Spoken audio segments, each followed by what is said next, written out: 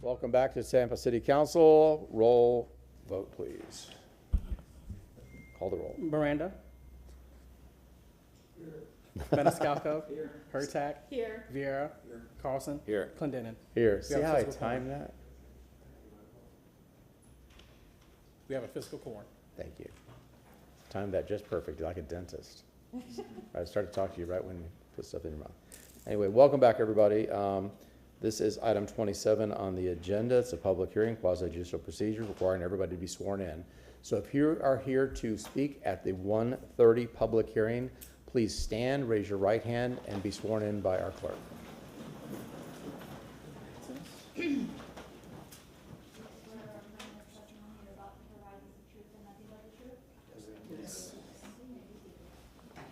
Thank you. Okay. The two individuals that just walked in, are you going to speak at the 1:30 public hearing? Okay, can you stand, raise your right hand, and be sworn in by our clerk?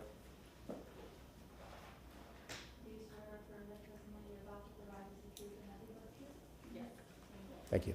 Okay, so you monitor that door. Okay. And if we can, just have a motion to open all the hearings.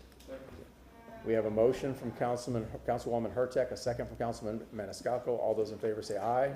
Opposed? The ayes have it unanimously. Go ahead. Good afternoon, Chair and members of City Council. Susan Johnson-Velez, Legal Department. City Council scheduled these public hearings pursuant to Section 27318 of the City of Tampa Code specifically for violations of Section 27319 of the City Code. So Council grants a lot of, and staff administratively grants approvals for alcoholic beverage permits in the city. And one of the types of permits is what we refer to as a special restaurant permit. This is a permit for alcoholic beverage sales that allows food establishments to have a permit without getting a quota license from the state. But one of the conditions on those is that they maintain at least 51% of their sales in food. And so as part of the granting of this type of permit through the city, Section 27319, which I have distributed copies of to council, requires that the property owner or the holder of the alcoholic beverage license keep and maintain books and records that show that they in fact are complying with that 51% gross sales of food and 49% sales of alcohol. So you'll see there in section A, subsection A1, A through D, there's a requirement to maintain separate books and records, and it has to identify the daily sales of food and alcohol, and then gross sales of food and gross sales of alcoholic beverages for each calendar year. Then in subsection A2, the property owner or the holder of the alcoholic beverage license is required to submit a signed statement to the department reflecting separately the gross sale of food and the gross sale of alcoholic beverages made from the business for the preceding annual period. And you'll see in subsection B, or I'm sorry, 2B, that those statements must be submitted electronically by hand delivery, mail, or postmarked on or before the 31st day of January of each year. Subsection B of section 27319 lists the penalties for failing to comply with any part of the subsection, and I wanted to call your attention to subsection C as well. Non-compliance with any part of this section shall be deemed a violation of this section and is subject to the provisions of section 27318. So council will recall that 27318 authorizes council to suspend or revoke the approval for alcoholic beverage sales of an establishment when council determines, after conducting a public hearing, that the property owner or holder of the alcoholic beverage has been found to have violated any one of a laundry list of items. And so specifically to these, and again, I provided council with copies of section 27318, and so if you go to page 5 of 6, listed there in that laundry list is violated any part of section 27319, records, annual reports, in that R zoning classification, and also as kind of the catch-all, violated any section of Chapter 27, which obviously 27-319 is a part of. And so those are the bases of these hearings today. So each of the establishments, we sent out letters to about 58 establishments, each of which failed to provide their written report to the city in a timely manner by January 31st of 2025. And so we have noticed them in accordance with the city code requirements for a public hearing under section 27-318. And as council may recall, we've done a number of these hearings previously, but council may suspend for up to 30 days for a first violation of 27-318. In determining whether to suspend or revoke an approval to sell alcoholic beverages, council can consider, and again, it's right there in the middle of page 5 of 6 in your handout of section 27-318, the gravity of the violation, any actions taken by the violator to correct the violation, and then any previous violations committed by the violator. I'll now turn it over to Eric Houghton, who will present the case for each establishment, and will be available to answer any questions that council may have as we proceed with the public hearings. Thank you. Thank you. Mr. Cott. Good afternoon, Council. Eric Cotton, Development Coordination. Following up on Ms. Johnson-Velez's statements, each year on January 1st is the time frame where people are supposed to submit documentation to us if they have an R designation or are required to report their food sales. We're just asking, it's a form they fill out, shows what the percentage of their sales are for non-alcoholic food and beverages and for alcoholic food and beverages. In addition to that, they're required to give us a commercial insurance audit. That was a motion that was, the council put that into play back in like 2008 or so. And if they get those documentation into us by the end of January, they're considered to be in complete compliance with the code. If they don't do that, development coordination staff then sends out a follow-up letter saying, it's called a notice of noncompliance and late fee. And it gives them until March 2nd to fill out the documentation and provide it to staff. We sent out, there's 167 establishments that are required to report in the city of Tampa. Of that number, 109 reported on time, 58 did not. So those are the 58 that are on the list that Mr. Shelby has, I'll be passing out in a moment. Of those 58, so when we sent out the notice, the notice of suspension that has everybody here today, it was a very detailed, labor-intensive to cross-reference property owners, business owners, based on what the state has. And of those 58 that did receive notice, there are now 28 are in compliance. I'm going to go through that list first. For those, staff is not recommending any action on. And then there's another list of people who have come into partial compliance and people who have not responded at all to any of the notice coming back to the office. This is considered a first violation by the code. So next year, the fee is $100 when you don't file on time. Next year, the fee goes to $500 if you don't file on time. So let me go through the list first of the ones who are in compliance, because I think those people would like to know, and they could then get ready to leave. So I'm going to give the name of the business and the address we have on file. So, council, I'm sorry, Susan Johnson-Velez again, Legal Department. I did provide council with some sample motions for your ease of reference. I believe if you have the list that Mr. Cotton is going to go through now, I tried to color code the motions just also for your ease of reference. So the green motion goes with these restaurants that are going now. So I think what we'll be asking for, as you can see from the motion, is a finding of violation and then the action of no suspension for those that are in full compliance. So the ones that are in compliance, is that going to require a separate hearing for each one of these establishments, or will we be able to move this as soon as you're finished with your presentation? No, I understand. We'll be able to move this one thing after you're finished with your presentation. You can, but it being a public hearing, we want someone who, if they want to be able to address council, or if there's somebody Individually. Yeah, individually, they have that right to do that. So we can ask after you go through the list if there's anybody, and we can ask them to line up, and then they can be able to address. Hence my next question. Do I need to call based on the business name for an opportunity for each one of these businesses to speak publicly, or can I speak just I think what I would generally? suggest is after Mr. Cotton goes through the list, you can ask if there's anybody from any of the establishments, if it's council's pleasure to just find the violation, but then not suspend, if they would like to address that, or allow council to consider that motion. Mr. Shelby? And Ms. Johnson-Velez, you can say whether you would agree with this. Maybe it would be best to have Mr. Cotton read the names in the green, and then there be a motion that moves both of those. The first part listing all the restaurants, and then the second paragraph, so that the public and those people who are within the green, when they hear their name called, they know that that motion applies to them, so that might remove the need for them to feel compelled to stand up and speak if that's something that they're accepting.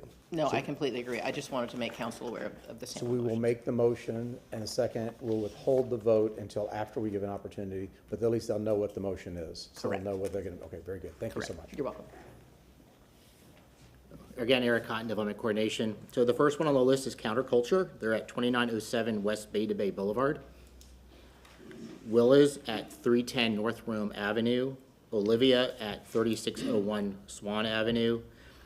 Loli's Mexican Cravings at 1824 Northwest Shore. La Cabana, and I apologize, Etiquina, at 5302 North Armenia. Santoro's at 1329 West Cass Street. Somi at 401 North Howard Avenue. 701, what did I say? 701 North Howard Avenue. Another Broken Egg at 4041 South Dale Mabry. Lepley's at 6310 North Florida Avenue. OG's Italian at 236 East Davis. Avenue Blue at 122 South Howard Avenue. Dragon Rain at 15311 Amberley Drive. Haiku at 812 North Franklin Street. Bocelli Modern Italian at 5427 Bayshore Boulevard. Bosphorus Turkish Cuisine Soho at 2206 West Swan Avenue. Kingdom Sushi Tampa at 4027 South Dale Mabry. Cafe Paradiso at 4205 South MacDill. Joe's New York Diner at 11701 North Florida Avenue. Mr. and Mrs. Crab Gandy Incorporated at 4426 West Gandy Boulevard. Boyle Hot Spot and Barbecue at 1120 East Fowler. Dairy Joy at 3813 South Manhattan Avenue. Anthony's Coal Fired Pizza at 1901 South Dale Mabry. J. Luigi Soho at 516 South Howard Avenue. Honduras Restaurant at 428 West Waters Avenue. Pinto Thai at 4205 South McDill Avenue. Big Ray's Fish Camp at 6116 Interbay Boulevard. Brio Italian Grill at 2223 Northwest Shore Boulevard. Crazy Burrito at 2506 West Columbus Drive. Nico's Arapis Grill at 8303 North Armenia Avenue. Tampa Burger Company at 500 South Howard Avenue. And El Cafetel Bakery and Restaurant at 4304 South Dale Mabry Avenue. Again, staff is not recommending any suspensions. They are now in compliance. Thank you. Councilwoman Hurtak. Did you want to talk, or No, go ahead. you want to read this first? Yeah. Okay, so Oh. just read the restaurant, so read the motion, list all the restaurant names, including the ones on the continued page. I don't think we have to list them again. He just listed them. Oh, he just told me that we Yeah. had to list them. No, he said that we So, could. okay, break, hold on. You could incorporate the list that was just recited into Okay. the record by Mr. Oh. Cotton. Perfect. That makes it sweet and simple. Okay. All right, so being that the named restaurants and their addresses are in compliance, late but in compliance, I'd like to make a motion. I move to find the following establishments in violation of section 27-319 of the City of Tampa Code for failure to timely file the required documents with the city. As Mr. Cotton has already listed, all those restaurants late but in compliance. In light of the fact that these establishments have achieved full compliance with the code requirements prior to this public hearing, that City Council not suspend their alcoholic beverage permits. We have a motion from Councilman Maniscalco, a second from Councilwoman Hurtak. I just Councilman want to Miranda? ask one thing. There's two restaurants with the same address.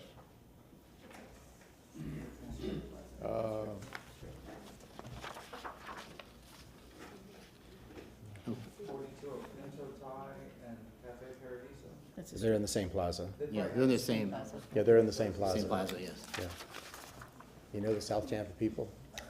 And I knew Eric because he didn't know how to pronounce those names, and he's not a South Tampa person. Okay, is there anybody in the public that wishes to speak on any one of the restaurants that were listed in this complaint? Yes, sir. Come to the dais. Councilwoman Hurtak, you had something to say? Yeah, I had a question for staff once he's finished. Okay. So come to the podium, state your name, and if you need it, you have 3 minutes. If I can. Okay. Could he Mr. also Shelby. state the name of the company, the restaurant, What restaurant? and the address, if you have it, please? Yes, sir. My name is Richard Horrell. I represent Haiku Tampa at 812 North Franklin. Our address has been inconsistently recorded on several different documents for our company.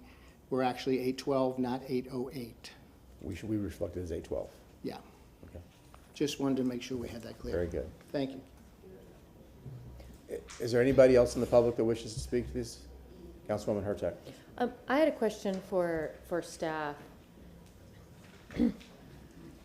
Yes, ma'am. And I just want to make sure that anybody who's here that's a green restaurant, for what it says is we're finding them we did find them in violation. Does that mean they still owe the $100? No, ma'am, they're in compliance Okay. now. They did not file within Okay. that first Okay. month of the. I just wanted folks to Yes, ma'am. understand that they don't owe anything, that, Yeah, they're in compliance. They paid their late fee. oh, they did? Yeah, they paid Okay. their late fee, and they submitted their two Okay. required documents. Like I said, I just wanted to make sure that the public understood that, so, thank you very much. Okay, so we have a motion. Mr. Shelby? I'm just wondering whether it's appropriate to talk about what that effect is, because the goal here is compliance. What would happen next year if they choose to not file I timely? think they already addressed that. Susan Johnson, Velez Legal Department. So a finding a violation under 27-318 carries with it a maximum possible suspension of up to 30 days. So a second violation carries with it a possible suspension of up to 60 days, and then a third it's a compounding. Also, I believe the late fee next for a second failure to timely file your report is $500 and not $100. You're welcome. Okay, so we have a motion on the floor from Councilman Maniscalco, a second from Councilwoman Hurtak. Does this require a roll call, or can we do a voice vote? Voice vote would be fine. Okay, all those in favor say aye. Aye. Opposed? The ayes have it unanimously. So did you want to release those who are in compliance, Mr. Chair, if they I so saw a choose? hand. Did you have a question? If you have a question, you'd have to come to the dais, please. If you were one of these restaurants that were listed that we just voted on, you no longer are required to stay here because we won't be a part of the business. Sorry. I'm translating for my mom. She owns Crazy Burrito, the one on 25. Oh, okay, sorry. Okay, bad. Sorry. I see. ¿Tú pagó el fine? Ajá. Ok. Y ponete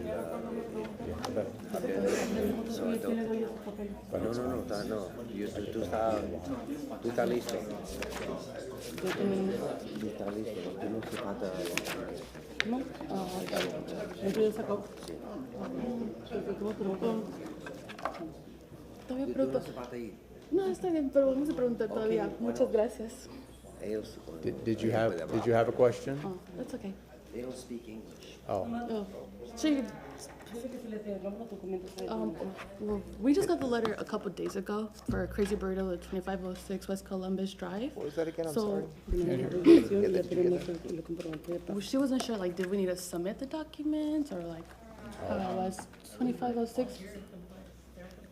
Was so good? Yeah, you're good. Y'all are So good. the carpet is, It's already been submitted to the city. We have a copy of it. okay. Okay, thank you guys. Sorry. Thank you. bye-bye. Okay, very good. Like them when they're easy. Very good. Mr. Cotton? Gets progressively harder. Yes. Eric Cotton, Development Coordination. The next list that you're going to come across is the ones that are highlighted in yellow. It's that these are these individual establishments that have come into partial compliance. Some of them have submitted the required documentation, but not the late fee. they've submitted the late fee but not the documentation, or partial documentation and the late fee. So for those, staff is actually recommending a 7-day suspension. But again, it's going to be up to city council's discretion on your action. I'm going to do the same thing. I'm going to go through the names and the business names and the address. Crave Restaurant and Bar at 2001. Yes, sir. It would be helpful if you were to identify what the violation is, if they're late in the fee, or what, is that helpful? I don't have the information in front of me for that, so I apologize. Okay, that's good. Thank you. Crave Restaurant at 2001 East Fowler Avenue. Casa Mexicana Bar and Grill at 3642 West Gandy Boulevard. Lang's Bistro at 17515 Bruce B. Downs. DeVito's Italian Specialties at 200 North Campus Street. Blaze Pizza Store, 1357 at 5114 East Fowler Avenue. Caribbean Twist at 3328 West Columbus Drive. Island Crew Restaurants and Catering Services at 2904 East Hillsborough Avenue. 2204? What am I saying? Oh, sorry. I feel your pain. I do the same thing. I actually have a repeat. I think I have Blaze Pizza on here twice, so. EB at 1202 North Franklin Street, and Edison Food and Drink Lab at 912-918 West Kennedy Boulevard. So those, again, have come into partial compliance. They've submitted some of the documentation or paid the fees, but they're not in full compliance yet. Susan Johnson Velez, Legal Department.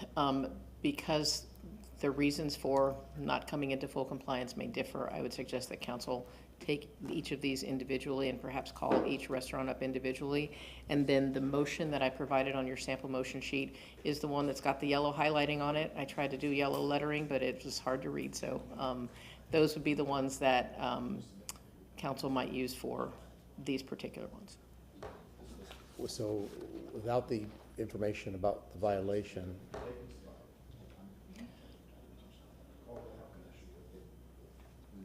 well, the violation is the same. The violation is that they failed to timely file their but we have required to weigh, report. the penalty, we have to weigh out the gravity of the violation, and, you know. I think you can, it would be appropriate to ask them if they paid their fee, if they've submitted the reports, if, you know, what aspects of it they were not able to comply with or have not complied with. Okay, thank you. You're welcome. Okay, so this will be different than the first one, so now we're going to go one restaurant at a time. Is there a representative here for Crave Restaurant and Bar at 2001 East Fowler Avenue? No? Okay. Should we act on them one at a time? Okay. Is there a representative from Casa Mexicana Bar and Grill at 3642 West Gandy? Okay.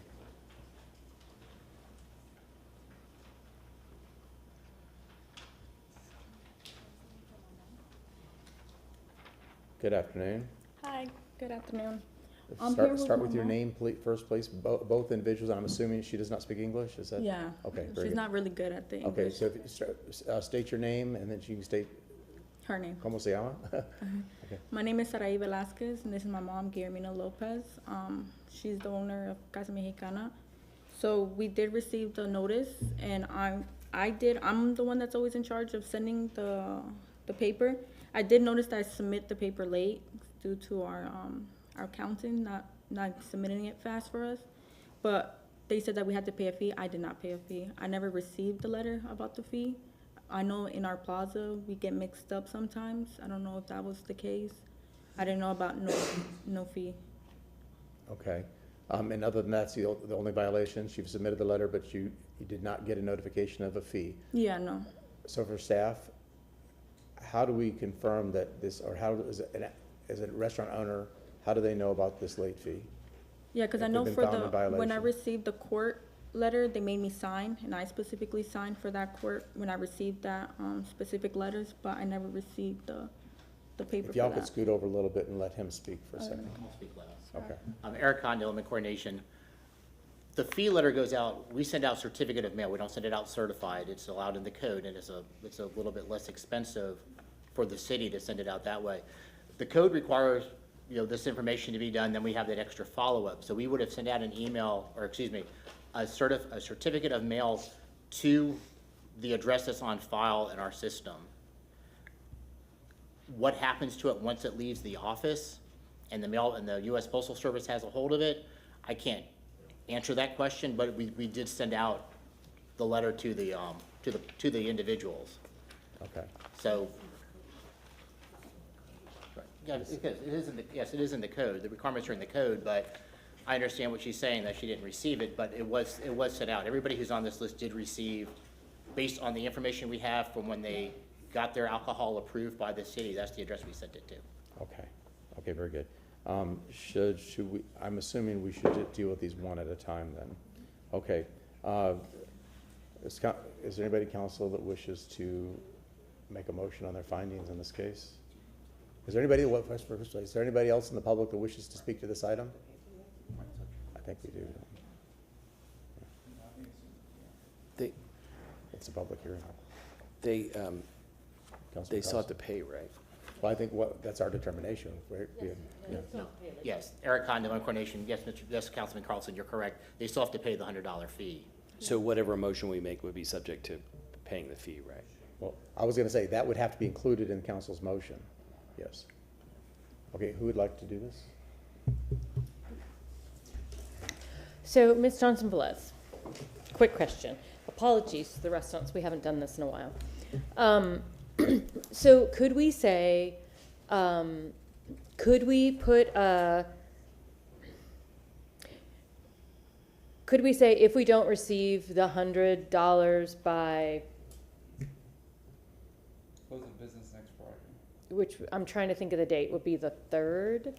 Hold on. let me check 12th, it. the 3rd of 12th. Oh, no, I'm sorry, the 12th. Wow, I am way ahead. I apologize. September 12th. If we don't receive it by Friday, September 12th at 4 p.m., that we then have a 7-day, then that's when it kicks in. Is that something we can do? Certainly, That absolutely. way, It's council's we discretion. allow them to have the opportunity to do that. But Come if they into- don't come in by that 4 o'clock period or 5 o'clock, whatever you all recommend, I mean, if you would prefer, if you think earlier in the day would be better, close of business? close of business on Friday, or would you prefer close of business on Thursday so you know, so that you can notify them? No, let's do Friday. It's either one is. Eric Cotton, Development Coordination. Either date is fine, because what would happen after that, if they neglected to pay the fee, that Monday we would post the property and send out a certified mail telling them that they are now suspended. Oh, okay, so we would go from Monday, not from Saturday. Got it. Yes. Excellent. Okay, so let's do I that. have a question, real quick. So these restaurants, is there any documentation that this is all their first violation, right? So if you recall, during COVID, the state was very flexible with restaurants and what they could do and what they could serve and what they could sell. To go became a thing with alcohol. You could get, margaritas to go and stuff. So we were still getting the people reporting, but we weren't bringing them back to city council. So to make it, to me, to make it as, in all fairness to everybody involved, including this business establishment, we started off as this is the first Okay. violation. That's good enough. That's Good. Thank I you. think that's great. So, so then I will make a motion to find that Casa Mexicana Bar and Grill at 3642 West Gandy Boulevard is in violation of section 24-319 of the Tampa City Code for failure to timely file the required documents within the city. In light of the action taken by the violator to correct the violation, but the lack of by the action taken by the violator to correct the violation, that city council suspend the alcoholic beverage permit establishment at this establishment for 7 days, starting on, please give me the date, September 15th?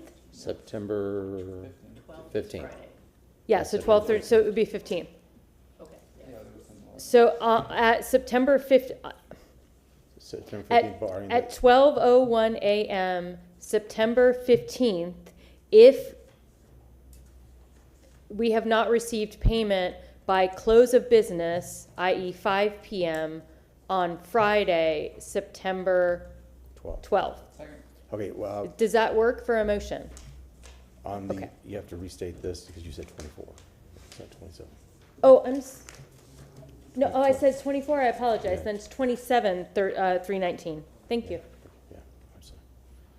Okay, we have a motion from Councilwoman Does that make Hurtak. sense? Do you, Yeah, so I have until that day to. You have pay the until $100. next Friday. And if I don't pay it, then I get the 7-day suspension. Okay, can I know where I can pay it or? yeah. Okay, but does that make sense? Yeah, it I makes just want to sense. make I'm sure sorry. before we Why make don't these. you, let's finish this business before you go outside. Yeah, and then you can We go have a out. motion from Councilwoman Hurtak. Is there a second? Second. We have a second from Councilman Maniscalco. All those in favor say aye. Aye. Opposed? The ayes have it unanimously. Okay. Thank Okay, you thank so you. much. Adios. Okay. Liang's Bistro at 17515 Bruce B. Downs.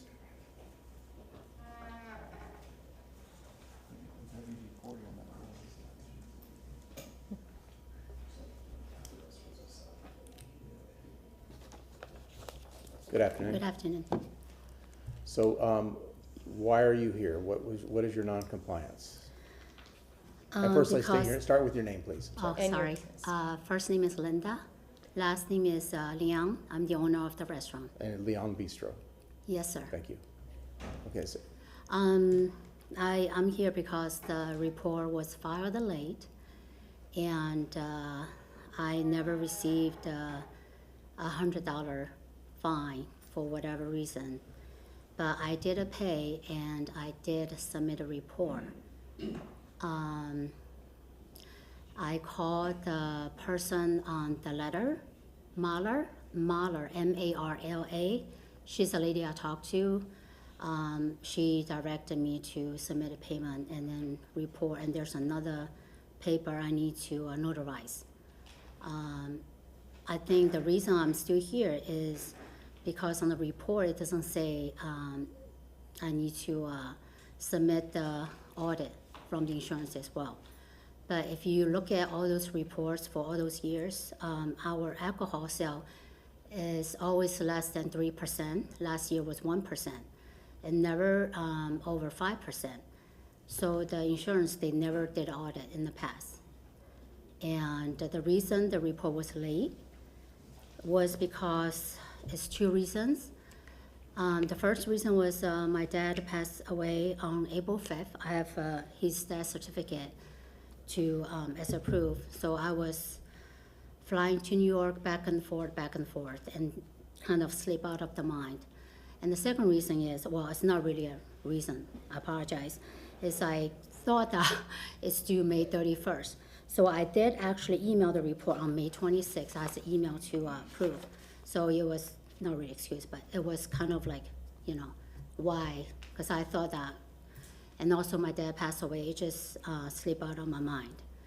And then I don't know why the $100 fine is not received, because I was so behind on my counting. I've been flying to New York almost once or two times a month to help my dad in the hospital with the homemade, everything, because his health went down significantly and it's getting worse and worse. So all my stuff are behind. I got so many letters to open after I came back. So it might be in the pile, whatever, I accidentally missed with something else. I never know, never seen it, so and I apologize.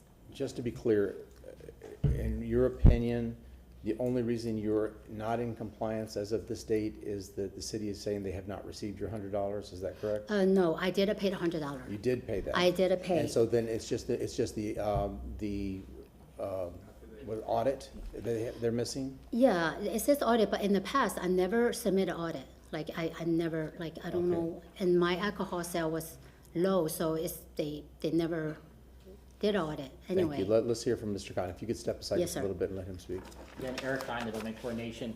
For those individuals, like this business owner who they don't have insurance for the establishment or for the alcohol coverage, or they don't do the audit, we always request them just to give us a notarized statement saying, I don't have an insurance audit, and we take that for what it's worth.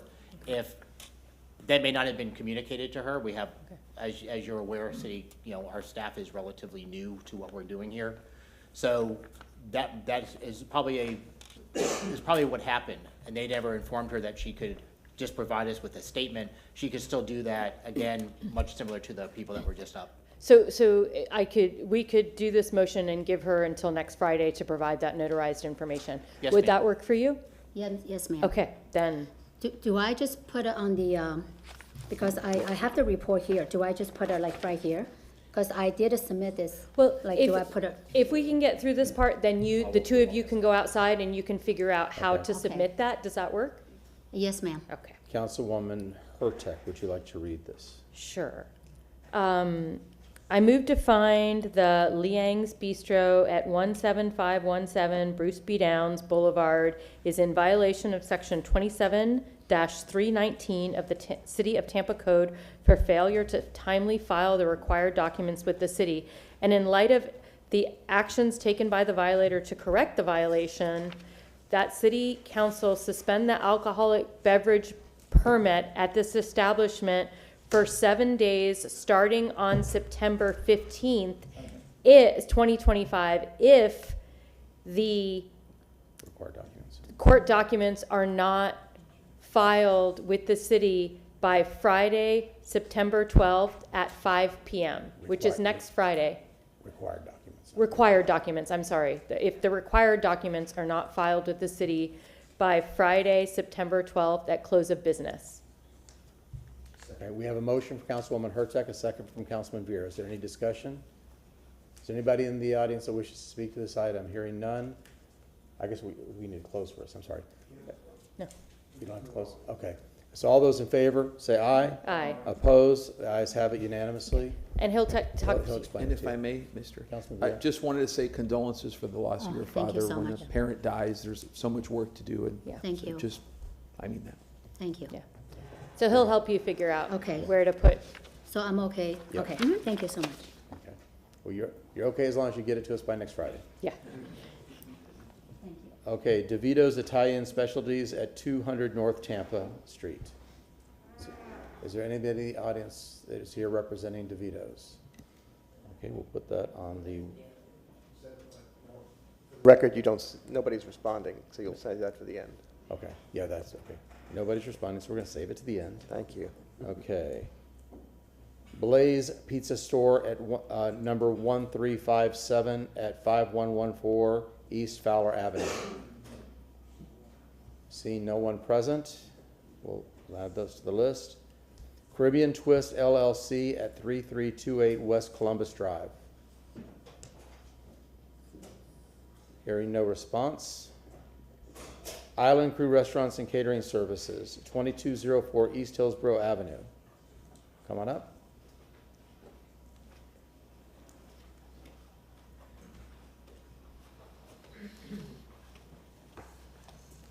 Good afternoon. Good afternoon. I think you've seen the routine, so if you start with your names, please. It's Francis DeRose. It's my son. And I'm Francis Rose Jr. Thank you. So can you explain to us why you're here today?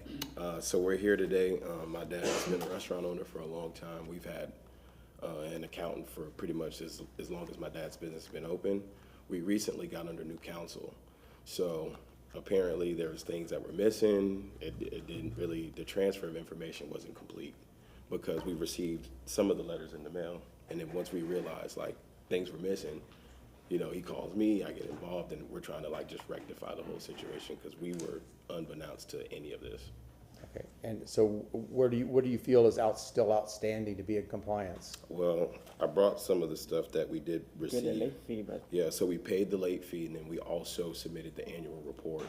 And then there were some complications of trying to get a letterhead or something stating that our insurance didn't do an audit. And then, so that was kind of confusing. So then my dad was like, hey, let's just go today to show that, you know, we're willing to do whatever it takes, you know, so. Well, I think you heard from staff in the last case that sometimes audits are not required and you can do a certified letter. What percentage, or did your insurance company require, Eric? They said they didn't have an audit, but Same like previously? it appears as though that's the same. Yes, sir. So let me ask from the applicant, why do you not have an audit, in your opinion? I'm not too sure why we didn't have an audit, but once we asked that, it wasn't really clearly stated. So we're kind of here to get pointed in the right direction ourselves. Okay. Okay, I guess that's enough then, yeah. So Eric Cotton, Development Coordination, again, if they don't have an insurance audit because their insurance doesn't provide that to them because of the amount of, the percentage of alcohol sales, they can provide us, again, a written notarized statement saying we don't have a commercial insurance audit due to the amount of, the percentage of sales that we have. And they email it to abrecords@tampagov.net. It's on the form that they did to submit the other documentation. So that's it, just email it to us, get it signed, notarized, email it to us. Make sure you do it by next Friday, no later than next Friday. Okay. Councilwoman Hurtak? So if that's where you are and that's what you need to do, does the other, does that work for you to be able to provide that notarized statement by next Friday? Absolutely. Okay, so then I move to find the Island Crew Restaurants and Catering Services at 2204 East Hillsborough Avenue in violation of Section 27-319 of the City of Tampa Code for failure to timely file the required documents with the city, and in light of the actions taken by the violator to correct the violations,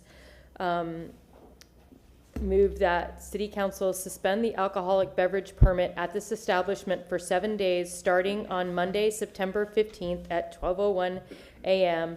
if the required documentation has not been submitted by Friday, September 12th at close of business.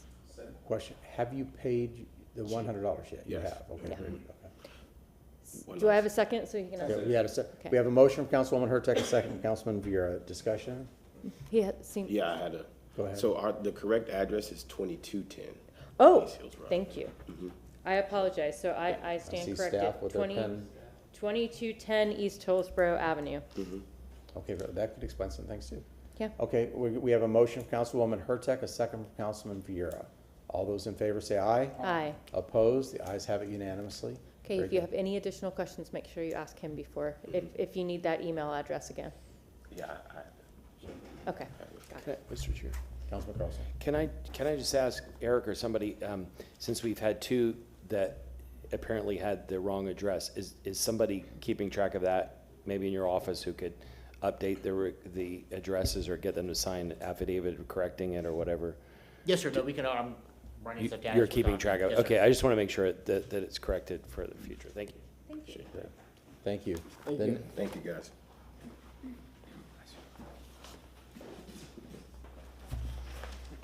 The next case is for, forgive me, it's Ebbe, E-B-B-E? Hi, my name is Mark Tiller, attorney for Commercial Service. Ebbe, also known as Funk Foods. They started business last year at 1202 North Franklin. We're in kind of the same boat. We've submitted 4 out of the 5 documents. The only thing we haven't submitted is the insurance audit because they don't have one.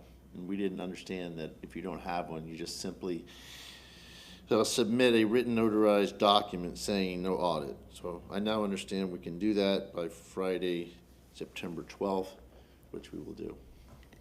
Pending the motion, yes. Okay. Mr. Cotton, just a quick question. What is the threshold generally for percentage of alcohol that generally uses these?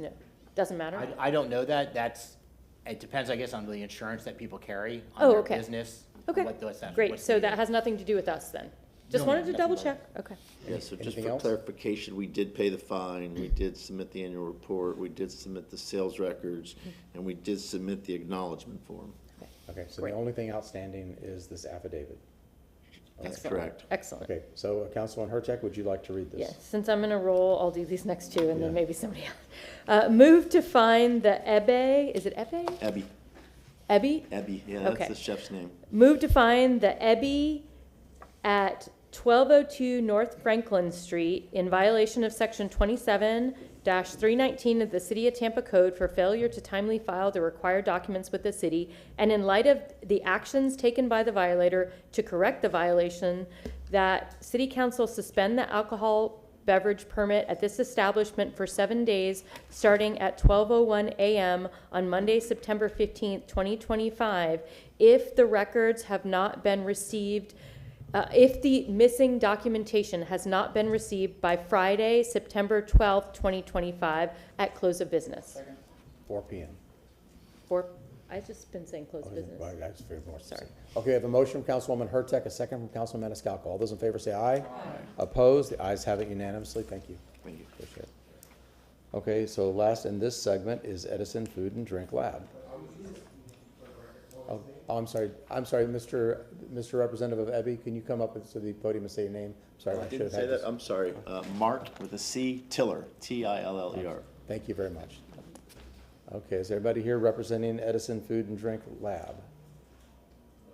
None, okay. So we have 1, 2, 3, 4, 5, 6. We have five. I've lost track now. Would you read the ones that there was no person? I have that we have not, we did not have any representation from Crave Crave. Restaurant and Bar, DeVito's, Blaze Pizza Store, number 1357, Caribbean Twist LLC, and Edison Food and Drink Lab. Blaze was listed twice, that's why. That's why I messed Yeah, up, yep. that's why I messed Okay. So, Council, do we just go ahead and do the 7?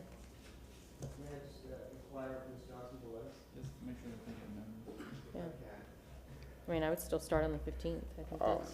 The question is, do you want to address how to treat these, because you haven't in effect, they've done a partial submittal, if I understand, but they have not appeared for this hearing. Correct. So they did not show up today, and they are still not in compliance.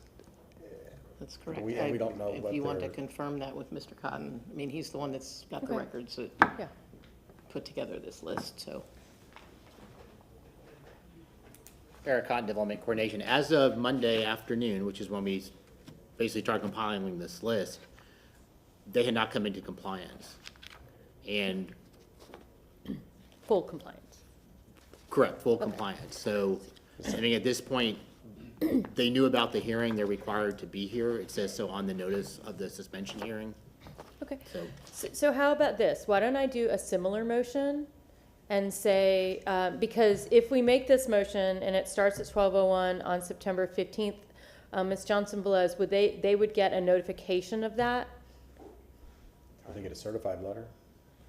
Timely, though? Susan Johnson-Velez, yes, we do take out the orders when council has ordered a suspension. We do take out an order to the establishment, so they will be made aware of that, Okay. of your action today. Okay, great. Well, then I think that's what we do, and then we say if you don't come into compliance by by Friday with whatever you're missing. So, question for you, because now because there's so many of these, is it possible that we have address issues, or do you send a certified letter? How is this person notified? We did send certified mailings for all of these to the property owner, to the, at least as much as the state records reflected. Now, didn't bring down, we did receive back a number of letters, but I do have green cards for the ones that we got back. I can, if council would like to put these to the end of the hearings and take up the next segment, I can. I'm just more concerned about, as we move forward, ensuring that if there's a disconnect on the city side, that is Well, I can, identified. because I did a lot of it myself.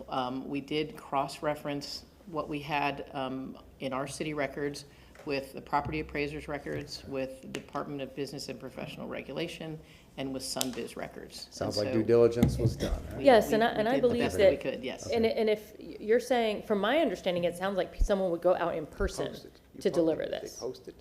Well, Is that the case, Mr. Cotton? yes, ma'am. Staff goes out and posts it, Okay. either, Mr.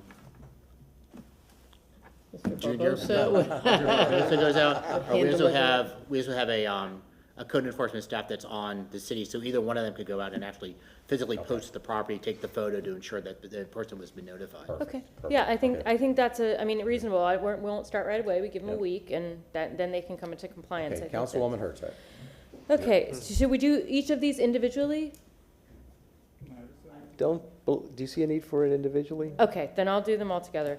I move to find the Crave Restaurant and Bar at 2001 East Fowler Avenue, DeVito's Italian Specialties at 200 North Tampa Street, Blaze Pizza Store number 1357 at 5114 East Fowler Avenue, Caribbean Twist LLC at 3328 West Columbus Drive, and Edison Food and Drink Lab at 912 and 918 West Kennedy Boulevard in violation of Section 27-319 of the City of Tampa Code for failure to timely file the required documents with the city. And in light of actions taken by the violator to correct at least some of the violations, that City Council suspend the alcoholic beverage permit at this establishment for 7 days, beginning at 12:01 a.m. Monday, September 15th, 2025, unless the documentation and fines are submitted to the City of Tampa by close of business, 5 p.m., Friday, September 12th, 2025. We have a motion from Councilwoman Hurtak, a second from Councilman Maniscalco. All those in favor say aye. Aye. Aye, opposed? Ayes have it unanimously. Okay, very good. Next.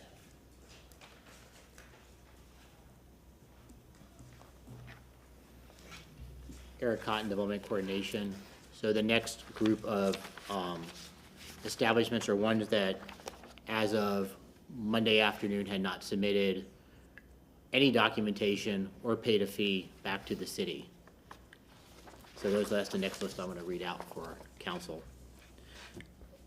La Geraldia, Tampa at 1003 West Hillsborough Avenue. Water and Flower Italian Restaurant at 1015 South Howard Avenue. Johnny C's Italian Eatery at 10970 Cross Creek Boulevard. Champion Pizza at 5229 North Florida Avenue. Buffalo Wild Wings at 4015 South Del Mabry Avenue. Top Shelf Sports Lounge at 401 East Jackson Street. The Sea House at 6005 North Florida Avenue. Melting Pot Social at 160 West Tyler, I believe, is closed. Chuchio's California Tampa Palms at 17002 Palm Point Drive. Santini's Cafe Habana at 1901 North Howard Avenue. Urban Air Park at 6250 Commerce Palms Drive. Lima at 19062 Bruce B. Downs Boulevard. Paul's Fusion Kitchen at 4034 West Kennedy Boulevard. Payway Asian Diner number 247 at 1802 Northwest Shore Boulevard. That individual did speak to staff. My understanding is they don't sell alcohol at that location. The location itself is wet, but they don't sell alcohol. And then Pinky's at 3203 West Beta Bay Boulevard, which I also understand is now closed. I thought Champion Pizza closed. And it may have. It may have. I just don't, from based on our last look at stuff, we didn't see that it had been closed. So what do we, I mean, so even if we know these are closed, and if we don't know they're closed, like, I mean, you're saying that Pinky's is closed, and that you said that there was another one. The Melting Pot Social. The Melting Pot Social Which has is closed. downtown. Yes, ma'am. So you know that for a fact. So can we remove these from? Well, by the rules, that they were open anywhere from January 1st, 2024 through December 31st, they should have filed. In a sense, it's also the landlord's responsibility, because the alcohol sits with the piece of property, not necessarily with the business owner. Okay. So when we sent out the notice of suspension, it went to the business owner, the owner of the AB establishment, or the AB license, and the property owner. So all three would have received notice. Okay. So I guess we'll start with one by one now. Okay. La Giraldi, Tampa. La Giraldi, 1003 West Hillsborough Avenue. I didn't say that correct, did I? Iradia? Yeah. Okay, I was thinking Italian. Good afternoon. My name is Ari Diego. My English not good. The first time that they sent the letter, we changed the accounting because I got big problem in my house with my wife, mother, blah blah. But we submit when they send me this letter.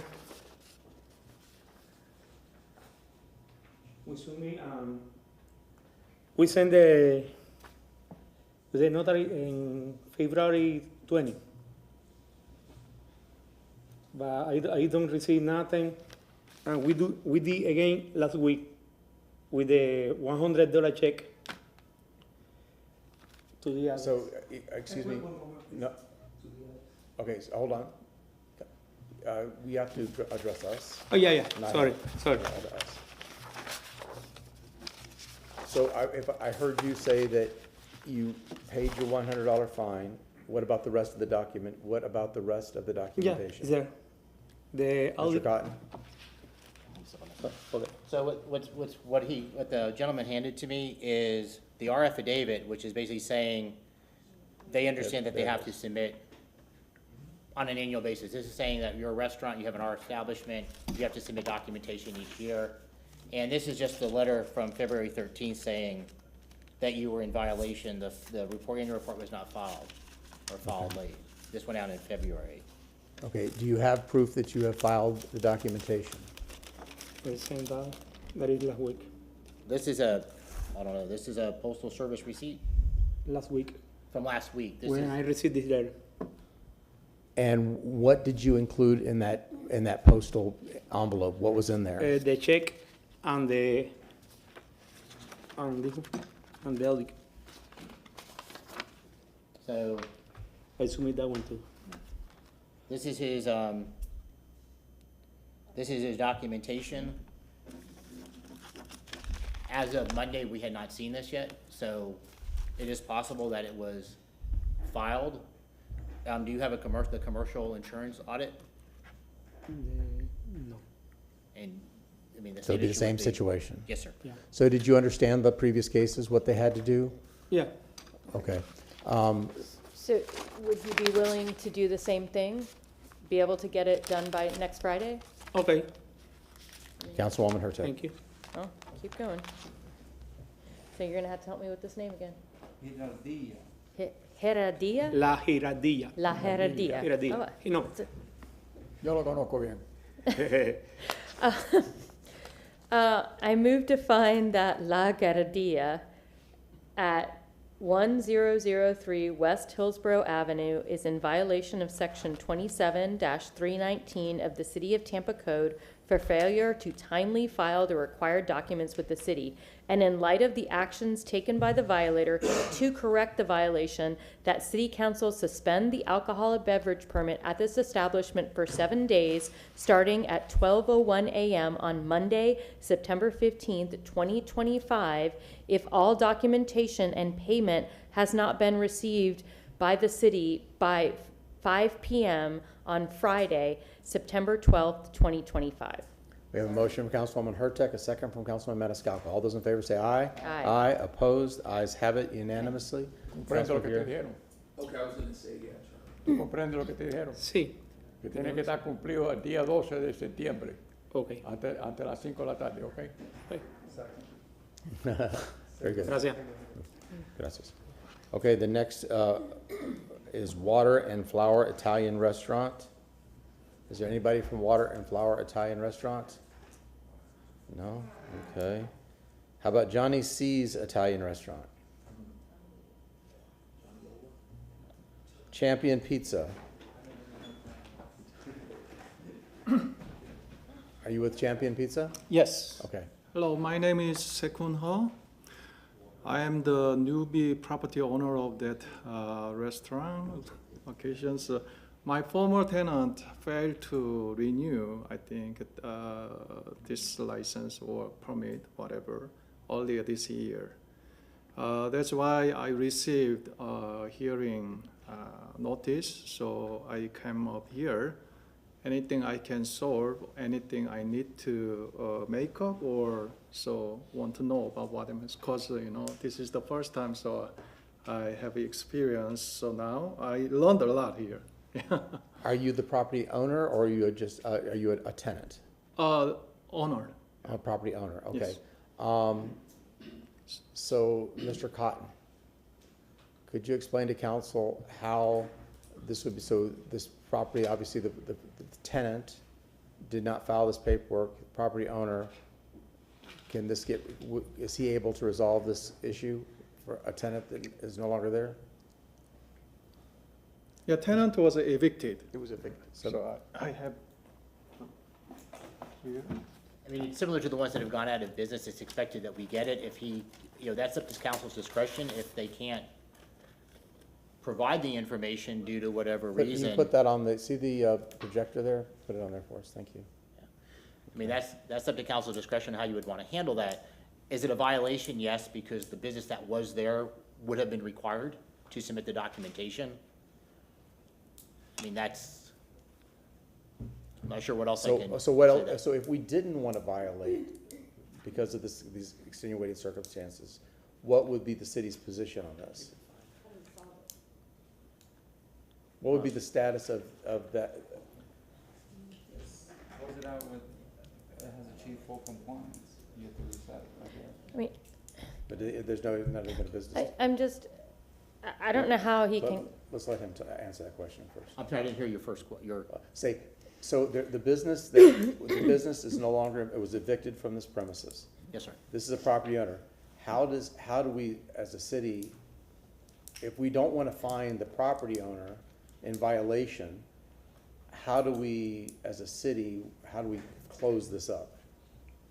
I would imagine council can make a motion not to find him in violation, and that would be, Just, and then it's that would be done. the end of the And that would be the situation end for of him, it. yes. Okay, And it would be the burden of the next tenant to make sure that they file it timely, I Yes. suspect, okay. now that you know. I mean, I appreciate that you brought the final notice of eviction. That makes it much more helpful and easier for us to. Yeah, so who would like to make a motion? So in the case of the Champion Pizza, 5229 North Florida Avenue, I move to find the following establishment in violation of section 27-319 of the City of Tampa No, Code. Not if, unless you're gonna go for a violation. Not in Not a violation. violation.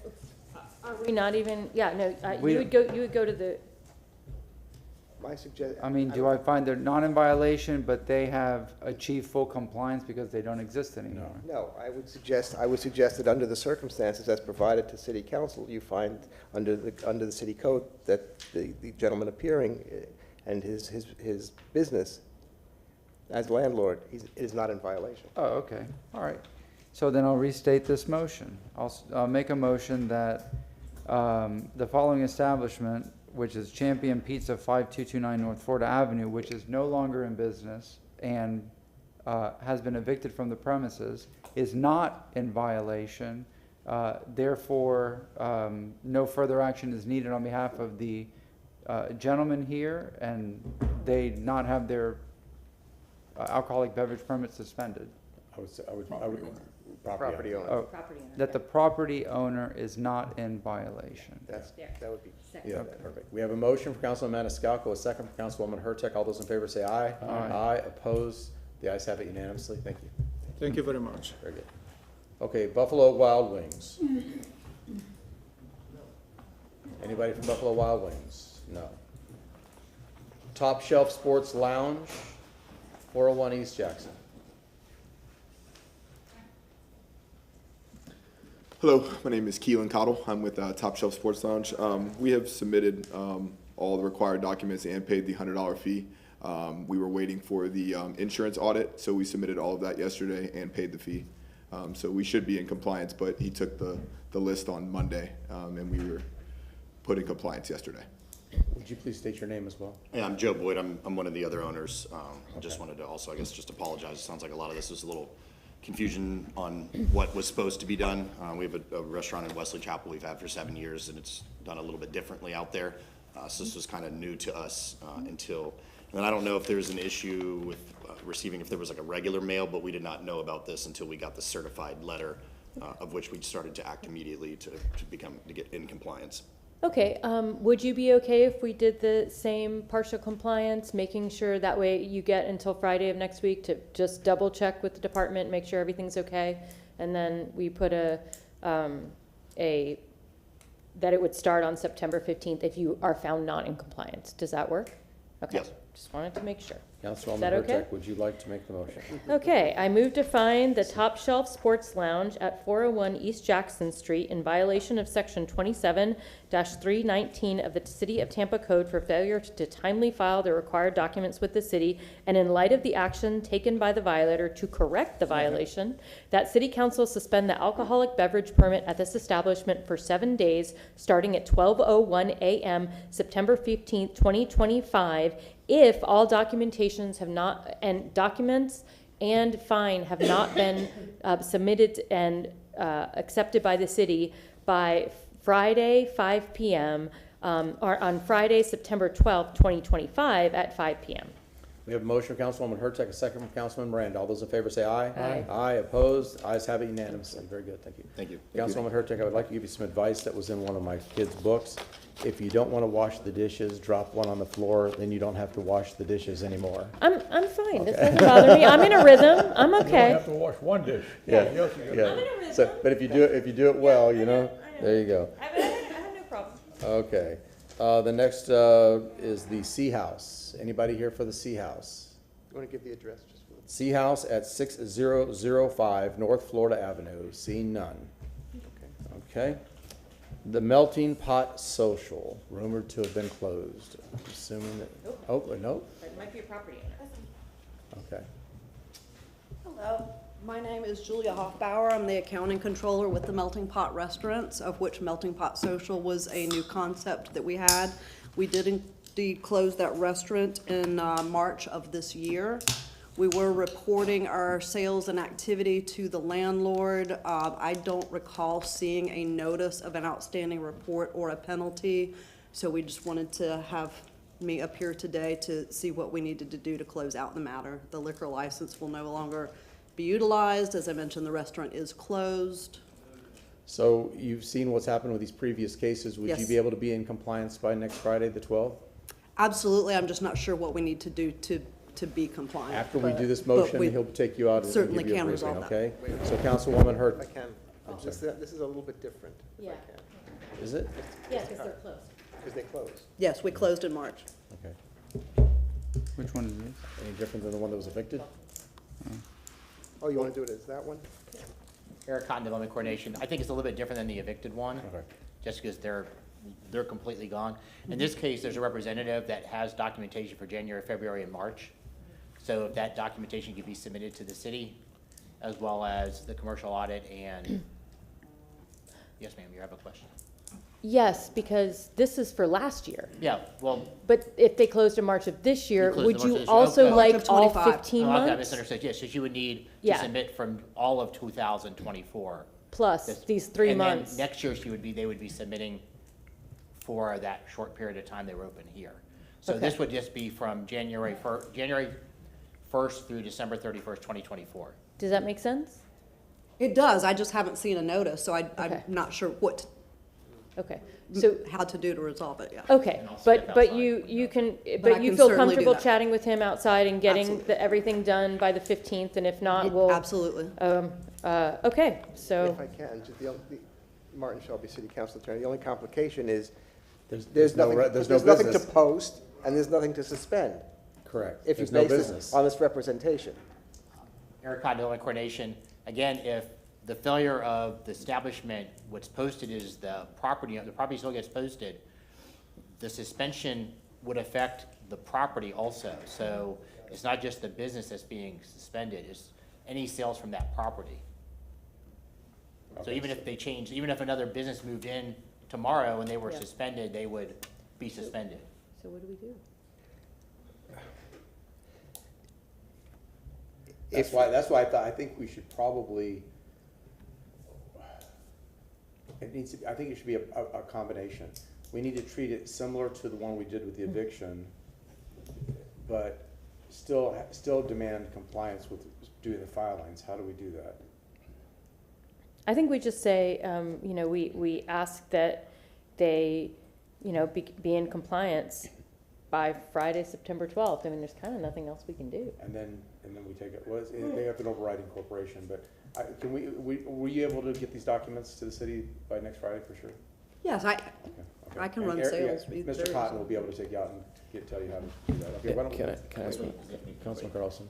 Yeah, Mr. Cotton, in a case like this, because the license goes with the property, is there some kind of notification that the restaurant needs to give you to say that they're no longer occupying that property anymore? That's the hard thing about alcohol, and there's cases where a business will be open the first 3 months of the year. They then close, and sometimes the state will require the person to come into the office to get a new sign-off on their restaurant, on the license. Other times, the business closes and the new tenant just uses the same existing license, so the city's never aware of the change in the business ownership. So that's the hard part. As Susan was saying at the beginning, they went through a lot of work trying to true up all the documentation, because, and that's just the odd thing about alcohol is we regulate it at the local level, but the licensing comes from the state, and if the state does not require somebody to come in to get a new sign-off from us, we won't know the name of the change of business. Because this, I think, weighs into what we're going to do. But in their case, because they're a larger company that has more outlets, they're probably coming here for reputation more than anything, because that probably was a separate business. But really, this affects the landowner. So although it could be in another situation where somebody's closed down, they wouldn't show up at the landowner does, or maybe neither one. But sorry to interrupt, I'm no, go ahead. I was going to say, but the notice for this hearing went out to the property owner as well. That's why the gentleman that had the eviction, he's the one that showed up, because he got that notice saying your license could may be suspended. He doesn't want it to be suspended, because whoever comes next, he wants to just be able to have them go in and operate and sell. I'm comfortable with our previous decision of how we move this forward, if you all are. So Yes. Councilwoman Hurtak, I'll leave it up to you to read. Yeah, I mean, I don't really move to find them in violation. Right. So, Handle it. I'm sorry, Martin Shelby. My recommendation would be then handle it the way you handled it with the eviction. oh, okay, well, then I'll leave it to Mr. Maniscalco. He did that nicely. Thank you. I'd like to make a motion that we not fine the Melting Pot Social in violation at 160 West Tyler Street. And that's it. Well, then they will submit the required fine and documentation by Friday. Oh, okay. 5 And that p.m. they will pay the February 12th, 2025. At 5. At 5 o'clock. By 5. and that they will pay the $100 fine by 5 p.m. and submit the paperwork by September 12th, 2025. Okay. We have a motion from Councilman Maniscalco, a second from Councilwoman Hurtak. All those in favor say aye. Aye. Opposed? The ayes have it unanimously. Okay, very good. Thank you. Absolutely. Now, next is Sisio, California, Tampa Palms at 17002 Palm Point Drive. Mr. Riccolini? Chicho. I was under the impression that we resolved that and paid the fine and filed the documents. Also, I've got water and flour. Here's what our issue was. We had 8 different restaurant notices go into one location, and they thought they had filed the documents without looking at the individual addresses. So we certainly can get that resolved by next Friday and get all the documents in. So we're going to deal with both water and flour? I'm going to do them separately. Okay. Or can I do them together? I'll do them together. Yeah, we can do them together. Okay. So Same. Steve, did you mention your name? Steve Michelini. Representing both? I'm representing both. The what? Water? Chicho, California, Tampa Palm, 17004 Palm Point, and water and flour, 1015 South Howard. Okay, so I move to find that Water and Flour Italian Restaurant at 1015 South Howard Avenue and CCO's California Tampa Palms at 17002 Palm Point Drive in violation of Section 27-319 of the City of Tampa Code for failure to timely file the required documents with the city, and in light of any action, the actions taken by the violator to correct the violation, that City Council suspend the alcoholic beverage permit at this establishment for 7 days, starting at 12:01 a.m. Monday, September 15th, 2025, unless the fine and all documentation has been delivered to the city by Friday, September 12th, 2025 Second. at 5 p.m. We have a motion from Councilwoman Hurtak, a second from Councilman Maniscalco. All those in favor say aye. Aye. Opposed? Ayes have it unanimously. Thank you. Thank you very much, Council. Very good. Santis / Cafe Habana at 1901 North Howard Avenue. Hearing none. One more time. Santis or Cafe Habana. Okay, not present. Next is Urban Air Park at 6250 Commerce Palms Drive.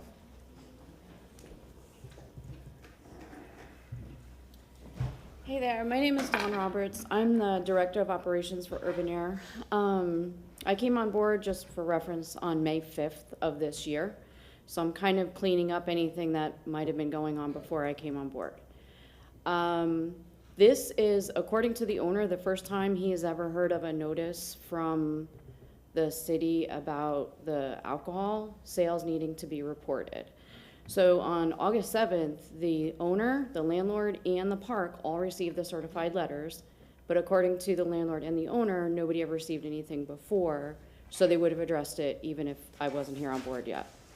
The owner also said that we should not be listed as a restaurant, that we should be a family entertainment center, and that not 51% of our sales is food.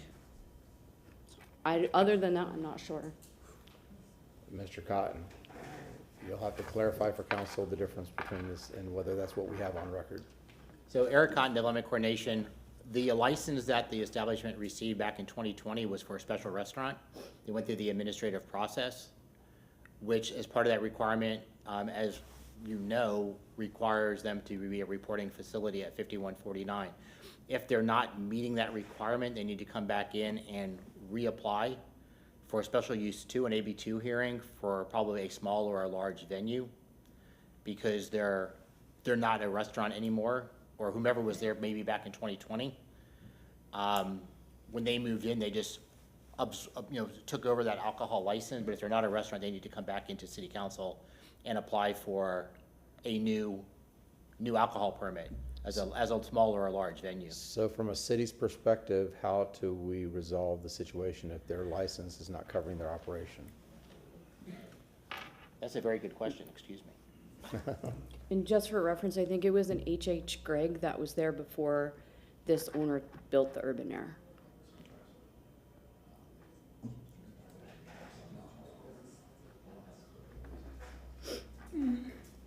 Yeah, well,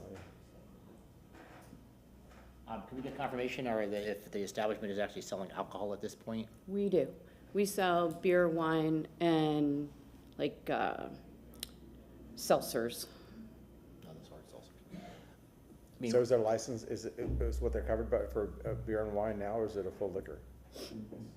Right now, they're established as a special restaurant. Okay.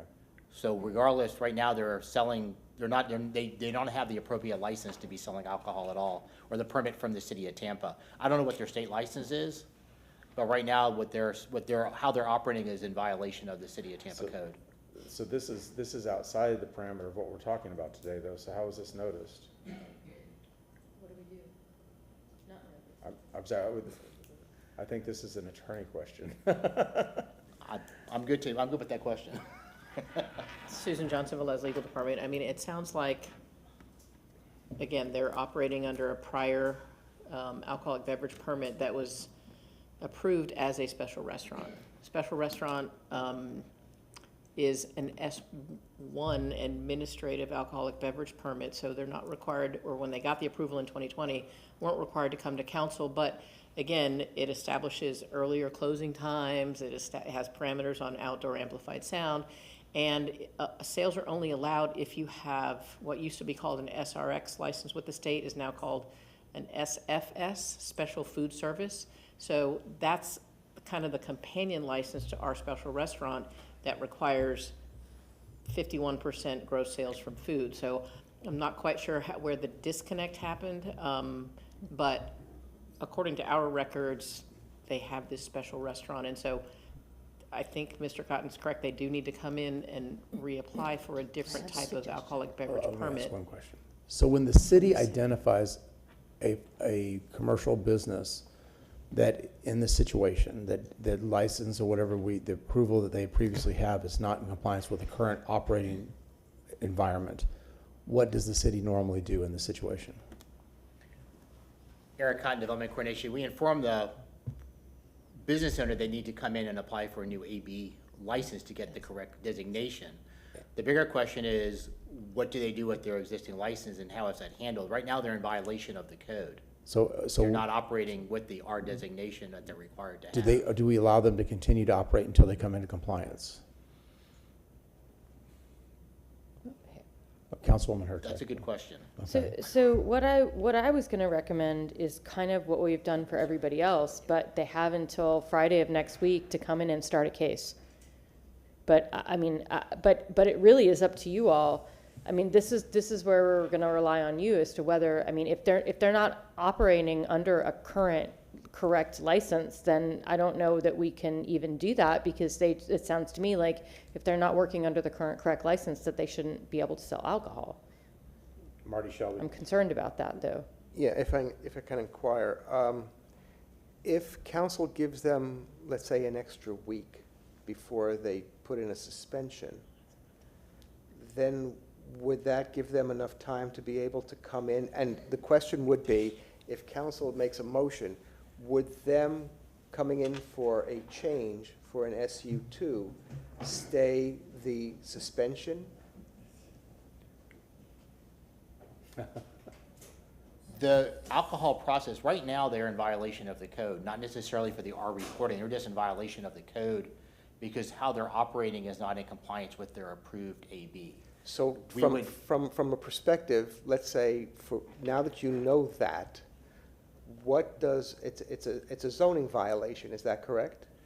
It's a violation of the AB on Chapter 27, yes, that's correct. And what is the process then for you notifying them that they are now out of compliance? Well, this hearing is now notification. What normally would happen when we know of something, we would go for a suspension hearing, not for the R designation, but because they don't have the correct classification by us. May I ask the applicant, or the question is like, I'm not sure what license they have from the state of Florida either. So this sounds to me as though, okay, so this is the first moment that the city of Tampa became aware of a possible violation. So if this didn't occur in this chamber, what normal standard operating procedure for the city of Tampa should start, it sounds to me like what you just said, that you would start this process. So this would make this issue moot, and you all would start fresh with pursuing this line of enforcement. Councilman Miranda. Thank you, but I'm not a lawyer, but if they're operating without the proper, not that they're at fault because they didn't know, I guess. But even then, if they apply, it's going to take a month or two to get here. So what are we doing? I mean, you can't, if you do one, you got to do all of them. This is the first case that I've heard. I think that's what I said to those, that, so this is the first time the city of Tampa has become aware of this potential violation of code.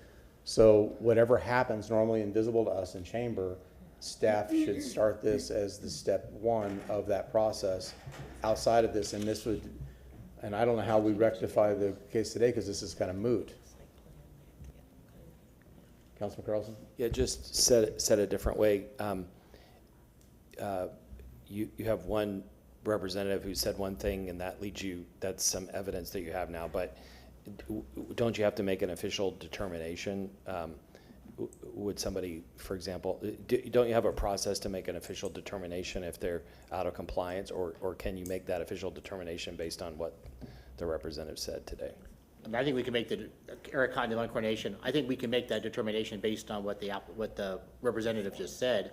She indicated they're not a restaurant and they don't meet the 5149. They need to come back in and get a new license from the city to operate. See, and I think all that can this can all now happen outside of the chambers that we're on the deal with. Correct. So how do we clear this off our docket today? Well, they are. I mean, they are in violation, and the question comes up, what is the appropriate mechanism? Do you suspend their alcohol license, Right. which leaves them without that ability? I think I want to hear from the attorney on this That's a one. good. I mean, I'll let you off the Susan hook, Johnson Mr. Velez- Cotton. Susan Johnson Velez, Legal Department. I mean, I think it is certainly within council's discretion, but it seems like it would be appropriate to allow them a certain amount of time to apply for and have processed a new AB permit application. I will say, being familiar with that process, it is going to take some time. They will have to have a site plan prepared. Like They'll 90 have to- days? Oh, at least. I'm sorry, did you say 90 days? 90 days? 90 days? Is it, Well, from a, Eric, pers- on the- from, yes, sir. yeah, from a procedural point of view, one idea would be to continue this past the date that we think this would come in, and then you all administratively would cancel this. No? No. You could, I mean, I'm just trying to think, how was the normal processing for an AB two? An AB permit from the time it's submitted and accepted by the office, by our department, is about 3.5 month process. Okay. Some of the documentation they may already have, given the fact there is an existing site plan on the property and they already have an existing legal description, so some of that may get done. In response to Mr. Councilman Carlson, I guess that would be an option. Council could continue this, give them the opportunity to come back and revisit this if they're not in front of you for an AB permit in, 3.5, 4 months. At that point, council could take the action to suspend their alcohol if So they 4 decide- months would be January? 120 days. Yeah. It's already that close to the end of the year. September, October, November, December. So yeah, the beginning of January. January, what's today? The 4th. So January 4th. Well, I'm not sure with the alcohol permits, remember, the alcohol hearings are later in the, Right. are usually in, like, towards the end of the month. They're like the fourth Thursday night that y'all have. Okay, so how about the 1st of February? So I'll make a motion to continue. Sorry, just want to remind council, so you don't have alcoholic beverage hearings in November or December due to the Thanksgiving and Christmas holidays. There's usually a backlog in January, so perhaps March 1st would be, just to give them the greatest opportunity to. Okay, Councilwoman Hurtak, you want to tackle No, this one? I think Mr. Carlson. I was trying to do one. Yeah, Oh, go for it. go Go for it. go No, for it. seriously, please. It's all yours, Councilman Carlson. No, and I think, Eric, I think the idea is that you will either replace this one with the new one, or you would have canceled it and set an earlier date. So anyway, I make a motion to continue to February 1st?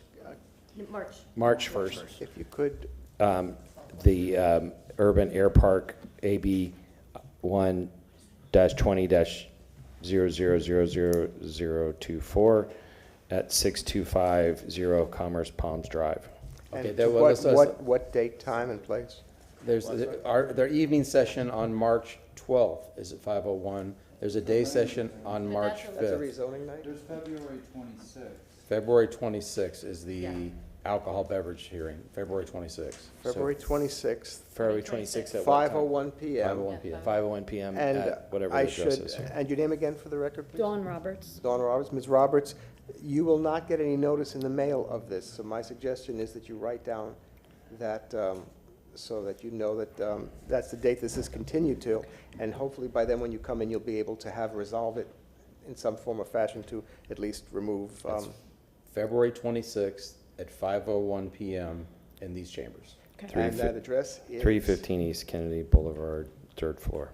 Thank you. 33602. 33 Tampa, Florida.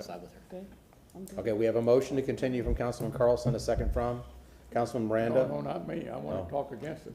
Okay, who was a second from Councilwoman Hurtak? All those in favor say. He wants to speak We'll talk against against, it. okay. Look, I don't know this young lady. I don't know her owner. They're nice people. I can tell by her being here. But my problem is, once we know something and do nothing, if something happens at that restaurant over a drink, the city's going to be responsible. Because the license was not there and we knew about it. So I'm just saying that out, but I'm not a bright guy or anything else. I've been around the block a couple of times. And what I'm saying is, you're gonna make us responsible for something that they did unknowingly. That's all I'm gonna say. Okay, anybody else? Can we get Ms. Johnson Velez to weigh in on that? Because my understanding is the staff is like immediately going to start looking into this other parallel issue, and then will take whatever action they normally would take on that as separate from this. Standard operating procedure. Susan Johnson Velez, Legal Department. I do think this is a common remedy when someone can't meet their reporting requirements because they don't have 51% sales of gross food. You recently had an operation in Ybor City that came before you to change their special restaurant classification to a different type of permit because they couldn't meet that. So this is a very common remedy that council allows, or the city allows. Thank you. We have a motion from Councilman Carlson, a second from Councilwoman Hurtak. All those in favor say aye. Aye. Aye. Opposed? Aye. Okay. Would you like to announce the vote, please? Motion carries with Miranda voting now. Thank you. Okay. The next establishment is Lima. Good afternoon. Good afternoon. My name is Oscar Escudero. I am the owner of Lima Restaurant. I have had this license for 4 years, and this was the first notification and acknowledgement from me related to this non-compliance. As soon as I learned about it, I started obtaining information from my audits, and I gathered all that and I presented it to the city. The only thing that was missing was an affidavit, which I do have here, and I'll be happy to share with the staff. But I have paid the fine, and as far as I understand, all my information was acknowledged by the city as of Tuesday, so I'm in that group of compliant folks. I have never, though, I wanted for the record, state that I have never received any correspondence related to this non-compliance. This is the very first time I have received this. I try to stay on top of things. It is my habit. So just for the record, I wanted to state that. So this affidavit has been submitted to the city, and they've received all the documents and the payment? I got it signed late yesterday, so I can turn it over, and that should do When it. Eric is finished, Mr. Cotton is finished outside, he can talk to you about the submission to make sure that you get in compliance. Thank you very much. So would you be okay with the same thing that we've done with others to Yes. make sure everything's in by next Friday? Sure. Okay. Okay. I move to find that Lima at 19062 Bruce B. Downs Boulevard in violation of section 27-319 of the City of Tampa Code for failure to timely file the required documents with the city, and in light of the actions taken by the violator to correct the violation, that the City of Council suspend the alcoholic beverage permit at this establishment for 7 days starting at 12:01 a.m. September 15th, 2025, if all fines and documentation are not received by the city by Friday, September 12th, 2025 at 5 p.m. We have a motion from Councilwoman Hurtak, a second from Councilman Maniscalco. All those in favor say aye. Aye. Aye. Opposed? The ayes have it unanimously. And- Thank you. And if you know, Mr. Cotton, who's up here, if you go up and find him, he'll take you the information or tell you how to submit it. Okay, the next establishment is Paul's Fusion Kitchen. Start with your name, please. Good afternoon. My name is Pia from Paul's Fusion Kitchen. Okay. And I just wanted to clarify that all our documentation and fees have been paid. Okay, when were they, when was all that resolved? Tuesday. Okay, very good. Okay, anything else to add? Nope. Okay, Councilwoman Hurtak? Would you still be okay with that, the same procedure? Okay, got it. Move to find that Paul's Fusion Kitchen at 4034 West Kennedy Boulevard in violation of section 27-319 of the City of Tampa Code for failure to timely file the required documents with the city, and in light of the actions taken by the violator to correct the violation, that City Council suspend the alcoholic beverage permit at this establishment for 7 days, starting at 12:01 a.m., Monday, September 15th, 2025, if all documents and fines have not been paid by Friday, September 12th, 2025 at 5 p.m. We have a motion from Councilwoman Hurtak, a second from Councilman Maniscalco. All those in favor say aye. Aye. Opposed? The ayes have it unanimously. Thank you very much. Thank you. What's that? Can you restate your last name for us, please? Can you go in the microphone and do it for? And if you want to spell it for our clerk, so because he has. Sangfa, Saengfah. Thank you very much. Appreciate it. Okay, Payway Asian Diner.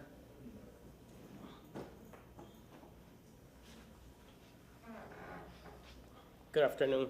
Good afternoon. Lennon Juarez Medina, Regional Director of Operations with Pay, Wage, and Kitchen. Okay. And we why are receive you a here? notice, we don't serve alcohol, we just serve beer and wine, and our sales probably less than 5% at beer and wine. So we did pay the fine as of August 29th. But I don't have any other information from our licensing department or legal department. Okay, you're still selling beer and wine, so there's a requirement as a restaurant, and Yeah. Ms. Johnson Velez? Susan Johnson Velez, beer and wine are alcohol, so Yes. you do sell alcohol. You don't sell, hard liquor, but you sell beer and wine, so Requiring a license. that's requiring the special restaurant and the reporting still, if you're selling beer and Yeah. wine, yeah. Okay, so you said you paid the fine, but the other documents are, The other document should be reported by our legal department or licenses department to is be that already, compliant with the is that city. happening as we speak? Is that something that's? I'm pretty sure that that's what's happening right now, because our home office is in Irvington, Texas, so they're the ones that handle, I don't handle that from. Are they aware? Yes, absolutely. Now, maybe we should give them a little bit of extra time since it's an out-of-state.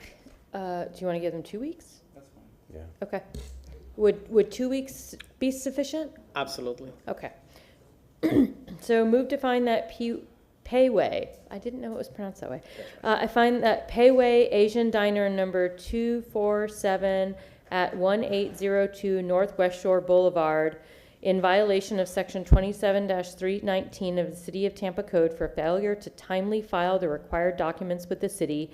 And in light of the actions taken by the violator to correct the violation, that City Council suspend the alcoholic beverage permit at this establishment for 7 days, starting on Monday, September 22nd at 2025 at 12:01 a.m. if documents have not been filed with the City of Tampa by Friday, September 19th, 2025 at 5 p.m. Perfect, thank you. We have a motion from Councilwoman Hurtak, a second from Councilman Miranda. All those in favor say aye. Aye. Opposed? Ayes have it unanimously. Thank you. Thank you very much. Okay, the last business is Pinkies. Is there anybody here from Pinkies? Since I see you have the corporate Payways shirt on, I'm assuming you're not Pinkies? Okay, not here. So we have Pinkies, Santi's Cafe Habana. We have Johnny C. Italian Eatery, Buffalo Wild Wings, and the Sea House were not present for this hearing. What is the pleasure of council?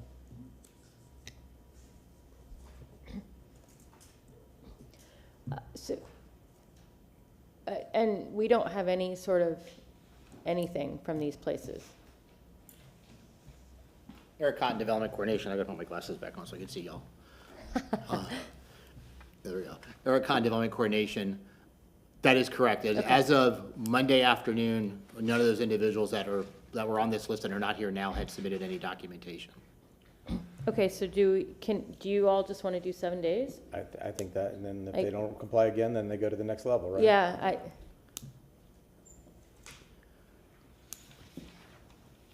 So Is there any objection from staff if we treat them the same? 7 days? Starting, do you want to start September 15th? Does that still work? That works for us. I don't know if council would want to do a longer suspension, given the fact that They didn't show up? they How about didn't 2 show up weeks? and they knew that they were supposed to be here. How about 2 weeks? Yeah, you have 14 days. 14 days, I think. Okay. Question for you. Yes, sir. In the notification leading up to this hearing, was a notification placed on their door, No, they got certified mail. just the certified mail? They got So a maybe- sign. So maybe it's just this, I mean, You it's have so. to sign To which for it. addresses? No, I don't think you didn't send it certified for this one, right? You just sent a. No, they want They had to certified be mail signed to for? Yeah. business owner, property owner, alcoholic It beverage had to be holder. signed for.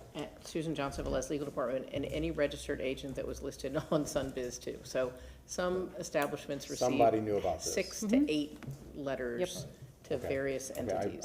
I withdraw my statement. We also though have several that filed on Tuesday and Wednesday. So I Yeah, agree with, I'll we'll do say the that. same process, but Yeah. then put in 2 weeks instead of. Yeah. Okay. Thank you. So- Councilwoman Hurtak. So I'll do the same process, starting on September 15th for 14 days, and, but if they come into compliance by Friday the 12th, they're good? Is that okay? Yes, ma'am, that would be Okay, correct, just like then- the, just like Then I'm gonna start previous with the ones. top of the list. I'm gonna start with Crave and go all the way down, right? Yeah, For the yellow as well? no, we already did all those. No? Yeah, Oh, you're right, we did the yellow. yeah, you start with Johnny C's. Okay.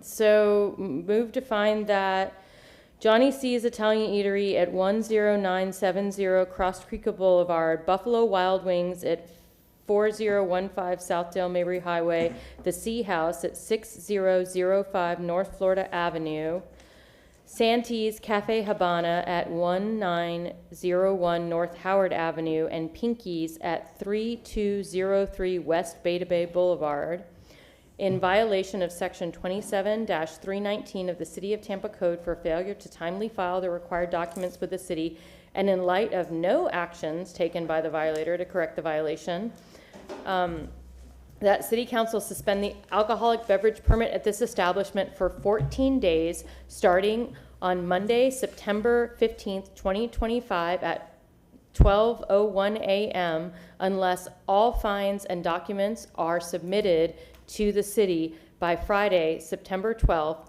2025 at 5 p.m. We have a motion from Councilwoman Hurtak, a second from Councilman Maniscalco. All those in favor say aye. Aye. Opposed? The ayes have it unanimously. Okay, that would be the end of that. Are you finished with us, staff? Is that sufficient? Yes, sir, thank you, council. Okay, very good. All right, Mr. Shelby. Council, I just want to say, first of all, thank you to staff, and thank you to Eric and Susan. They did a phenomenal job. They've been working on this for quite some time, and I think it went very well today, and I want to thank council for its patience and its fortitude, and I think the process went very well, and I just want to acknowledge it, the council and staff again for their hard work. Thank you. And it definitely worked because, one, I appreciate the motions and I appreciate the way you color-coded the list. You know, I mean, it really, it does help us digest it, especially for the first time. And some of us have never seen this before, so it was good. If I can also just add one thing, and Eric mentioned this about, you know, during COVID, we're out of COVID now, we're back to normal. And the council's consistency in its actions today will also send a message to be able to prevent this sort of thing from happening in the future. There will be a lot more people, a lot more sensitive to this issue.